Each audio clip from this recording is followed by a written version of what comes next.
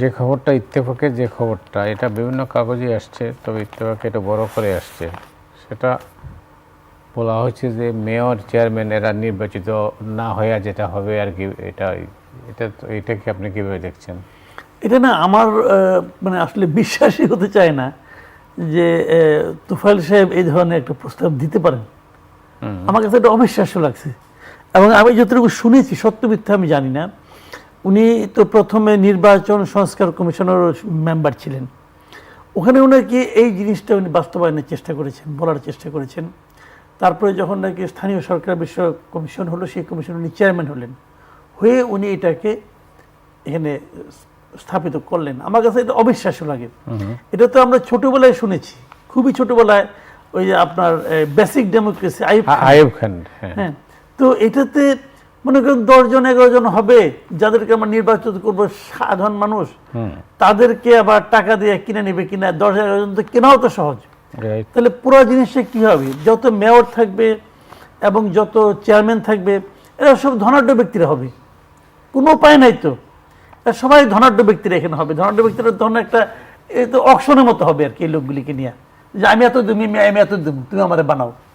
তো এটা আমার কাছে মানে ডেমোক্রেসির এই যে মানে আপনার বর্তমান এটা যেভাবে বলতে চাচ্ছেন, আমার কাছে আমি এটা বুঝি না। এবং এই সময় এই ধরনের ডেমোক্রেসি কোথাও চলে আমি জানি না। ভারতে বোধহয় পঞ্চায়েতে বোধহয় এরকম একটা চলে, শুনেছি আর কি, পঞ্চায়েতের মধ্যে এরকম একটা। বাট এটা আমার কাছে একেবারেই মানে মনে হচ্ছে যেটা গণতন্ত্রের বেসিক যে আপনার মানুষের যে আমাদের দেশে মানুষের ভোট দেওয়ার যে একটা আকাঙ্ক্ষা কাজ করে, এটা তার সঙ্গে সাংঘর্ষিক। মানে সরাসরি ভোটে তো আর হচ্ছে না, এটি আর কি। চেয়ারম্যান হবে এটা সাধারণ মানুষ নির্ধারণ করবে না। এটা তো হলো না, এটা তো হলো না। আসলে ভোট নিয়ে নানা ধরনের গবেষণা করা যেতে পারে, অনেক গবেষণা অনেকে করতেছে, হয়তো করবেও, আগামীতেও হবে, আমরা দেখব। কিন্তু এই এক সময়ের বাতিল হয়ে যাওয়ার যে পদ্ধতি, সেই পদ্ধতিকে আবার টেনে আনার যে প্রচেষ্টা, আমার কাছে এটা মোটেই গ্রহণযোগ্য মনে হয় না। কালবেলা চুক্তি চক্করে প্রশাসন, মানে আপনি জানেন যে চুক্তিভিত্তিক নিয়োগ চলছেই। এটা তো মানে এটা আসলে উচিত না, কিন্তু একদমই উচিত না। আর এইবার যে চুক্তিভিত্তিকগুলি হচ্ছে, এটা তো আরো ভয়ঙ্কর, আরো ভয়ঙ্কর। এই কারণে এরা মনে করেন আপনার সে মানে বিএনপি আমলে রিটায়ারমেন্টে গেছিল, অথবা বিএনপি আমলে কোনো কারণে তারা বঞ্চিত হয়েছিল। এখন বিএনপি আমল মানে কি?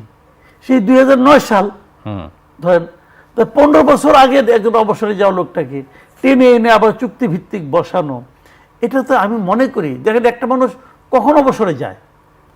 যখন নাকি সে স্বাভাবিক প্রক্রিয়ায় কিছু দিতে পারে না।